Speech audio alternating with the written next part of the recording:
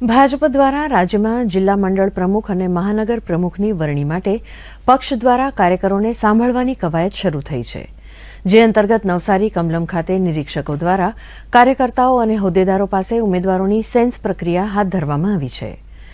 કર્ણાવતી પ્રભારી સંજય પટેલની અધ્યક્ષતામાં 3 નિરીક્ષકો કાર્યકરોને સાંભળી રહ્યા છે. આ 3 નિરીક્ષકો દ્વારા ઉમેદવારી પત્રકની જિલ્લા સંકલનમાં ચર્ચા બાદ પ્રદેશ સંકલનમાં પ્રમુખ પદ માટે નિમણૂક થશે. પ્રમુખોની વરણી માટેના આવેદનપત્રો કે જેને પ્રમુખ બનવા માટેની દાવેદારી કરવાની છે એના ફોર્મ સ્વીકારવામાં આવી રહ્યા છે. અહીં ફોર્મ સ્વીકાર્યા પછી જિલ્લાની સંકલન સમિતિમાં એ નામોની ચર્ચા કરવામાં આવશે અને બધા જ નામ ગુજરાત પ્રદેશ ભારતીય જનતા પાર્ટીની સંકલન સમિતિમાં મોકલી અને ગુજરાત પ્રદેશ ભાજપ દ્વારા પ્રમુખશ્રીના નામની ઘોષણા કરવામાં આવશે.